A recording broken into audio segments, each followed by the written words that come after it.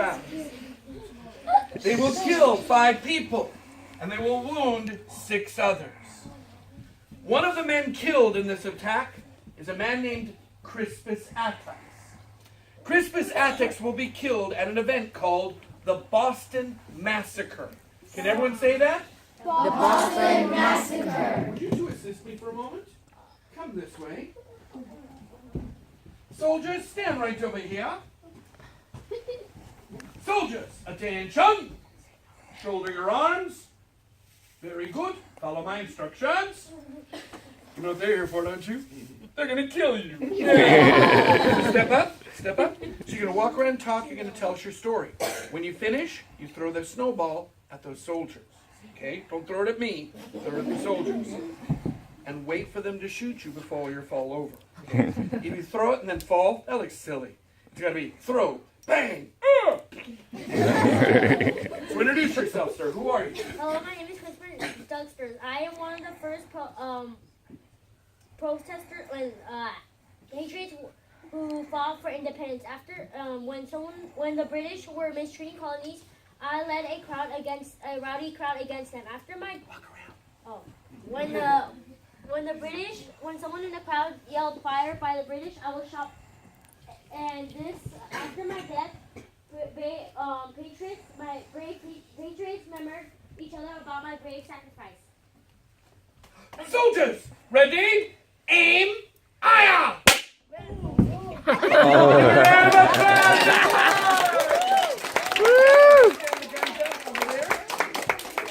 So, did Rodrigo do his part from memory? Yes. Did he walk around? Yes. Yeah, with a little encouragement, he did.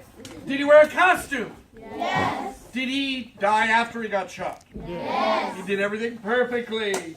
A total of 40 points for the team of... Red Pony, we rule. Round of applause for him, everyone. Red coat. Somebody keeps insisting. Red pony. Are you reading Red Pony? Or okay. No? So boys and girls. The first violent protest happens called the Boston Massacre. This happens in March of 1770. About 2 years later, a second protest happens. This one involves a British ship called the Gaspee. The Gaspee is going to have a little accident. Kim, what is the Gaspee? The Gaspee was a British ship that was used to chase colonial smugglers. In June of 1772, the ship crashed off the shore of Rhode Island, and the colonists who lived there set her on fire. That's right. 15 points for the team of! So the Gaspee crashes off the shore of Rhode Island, and the people who live nearby set her on fire, and they destroy the ship. So that's the second violent protest. Well, the third protest happens a year and a half after the Gaspee is destroyed. To me, it's the most famous protest of all. It's called the Boston Tea Party. You see, all of the colonies in America have groups of men called the Sons of Liberty. My expert told us about them. They are groups of people who try to cause problems for the British. Well, in Boston, there's a group called the Sons of Liberty, led by a man named Samuel Adams. Sam Adams and his friends are going to dress up like Indians. They're going to sneak aboard 3 British ships that are loaded with boxes of English tea. You see, the people of Boston refuse to pay the taxes on the tea, and the tea will not be unloaded until the taxes are paid. So, Sam Adams and his friends will take the tea off the ship, but they'll throw it into the water and destroy it. This becomes known as the Boston Tea Party. Hello, my name is Daniel Adams. To protect taxes imposed by the British Parliament, I organized the Boston Tea Party. As a delegate from the colony of Massachusetts, I signed the Declaration of Independence. I wrote many articles in Boston newspapers to stop the motion of the Americans on the idea of freedom of the Great Britain. After the war, I became the governor of Massachusetts. Throw the tea into the sea. Very good. A total of 40 points for the team of! And you know it. A round of applause for him, everyone. So, how much tea is destroyed destroyed 342 chests of tea. Now, tea back then was very expensive. If we increase the value of how much it cost then up to today's market, the tea would be valued at $500,000. That's a lot of tea, isn't it? Well, when the King of England finds out that the tea has been destroyed, he becomes very angry. Show me angry. Oh, I love it. He orders the colonies to be punished. I will punish you all. The colonies will be punished. King George is going to order 5 new laws to be passed in Parliament. These 5 laws will be called the Intolerable Acts. Well, that's what Americans call them. Back in England, they're called coercive acts. Madison, what are the coercive acts? The coercive acts were used by the British to try and restore order to the Massachusetts after the Massachusetts Boston Tea Party, which was also known as the Intolerable Acts. That's right. 16 points for the team of. Red Coats, we rule. Excellent. So, the 5 intolerable acts are set up. What does it do in the colonies? It makes everybody upset. So what do? They start to write letters. Now, this time, they're not going to write to Parliament. They're going to write to each other. Somebody from one colony, like New Hampshire, will write a letter and send it to somebody, say, in Pennsylvania. That person would read the letter, and then they would pass it back into the mail to someone in a different colony, like New Jersey. Then that person would read it and pass it on to somebody else, say in the colony of New Hampshire or North Carolina. So that one letter is going to go all over the place. Everybody with me so far? Mm-hmm. Yes. Now imagine hundreds, if not thousands of people all writing letters and mailing them to different people. So everybody can read what's going on in other people's neighborhoods. We call that social media today. But back in those days, they called it the Committee of Correspondence. Can you say that? The Committee of Correspondence. The Committee of Correspondence was the very first Twitter, okay? People are writing letters telling each other what's happening in their neighborhoods. Well, at the same time that's happening, people are writing other letters to each other for other reasons. For example, Abigail Adams wrote a lot of letters to her husband talking about freedom from Great Britain. We have records of over 1,100 letters that she wrote to her husband. That's a lot of letters, isn't it? But also, another woman, I didn't say your name yet, another woman that did a lot of writing was a woman named Mercy Otis Warren. Mercy Otis Warren is going to write letters, and they're actually going to become the first history book of the American Revolution.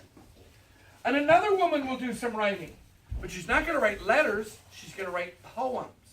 Her poems will make her famous. Her name is Phyllis Wheatley. But men will do some writing too, including this guy right here, Thomas Paine. Thomas Paine's first book will be called Common Sense. Can everyone say that? Common Sense. This book, they say, is such an important book that many people believe it's the reason we fought the revolution. But another guy is going to do some writing, but he's not going to write books, and he's not going to write poems. He's going to write speeches. His speeches will make him famous. His name is Patrick Henry. Wow, look at all these people. Give them a round of applause. Who was your character? Tell them. Hello, my name is Abigail Adams. I am the wife of John Adams, our second president, and mother of John Quincy Adams, our sixth president. I strongly supported education for women, even though I had no formal schooling. I worked hard to become a strong reader and writer. During the war, I managed our farm, taught our children, and expressed my beautiful feels and letters to my husband. And she has a letter for her husband right there. 40 points go to the team of White Tories, we will. We're the best. It's been a while, hasn't it? White Tories, we're the best. 1, 2, 3. White Tories, we the best. Round of applause for them, everyone.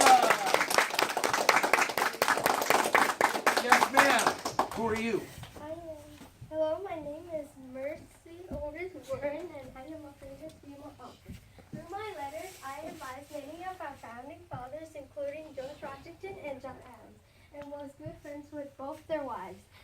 My works had a great influence of bringing awareness to women's issues and furthering on America's cause. Drawing on my personal experience and notes, I wrote the first history of the American Revolutionary War published in 1805. Nicely done! 40 points for the team of... Veganos, we rule! Round of applause for her, everyone! I love the way you keep clapping for everyone. Would you go for the gold? Hey, machine, go for the gold. What happened to you? Oh, there it goes. Okay. Oh, bummer. Oh, bummer! Give her a round of applause. Who are you, my dear? My name is Phyllis Wheatley. I was one of America's first boys and first African American published a book. As a young girl, I was kidnapped and brought to live in the colonies as a slave. The Wheatley family treated me as their own daughter and gave me a good education. I wrote poems about my Christian faith, famous people, and African independence. I even wrote a poem about George Washington. He enjoyed it so much, I was invited to read it to him. I gave my version of freedom and was a strong supporter of freedom for the colonies. And she has a poem for George. Nicely done! 40 points for the team of... Blue Rebels, and you know it! A round of applause for her, everybody. Yes, sir. Who are you? Hello, my name is Thomas Paine. I wrote a pamphlet called Common Sense for Freedom from Britain. I also wrote The American Crisis, which General Washington read to his troops to encourage them in the fight for independence. These are the times that crime ends so. The summer soldier and the sunshine patriot will in a fight to strengthen the service of the country. Tyranny like hell is not easily conquered. Bravo! Woo! 40 points for the team of... Blue Rebels, and you know it! Now, this next character, boys and girls, I'm going to need some helpers. Oh, would all of you like to help? Okay. If you do what I do and say what I say, it'll look cool. Hello, my name is Patrick Henry.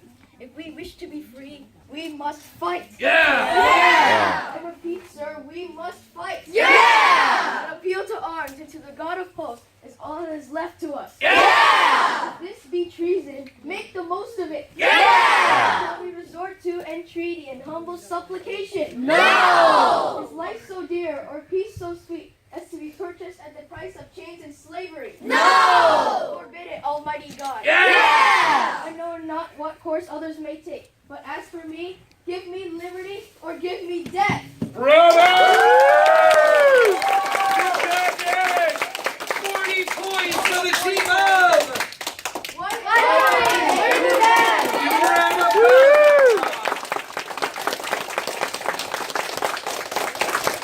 So boys and girls, imagine living in the colonies at this time.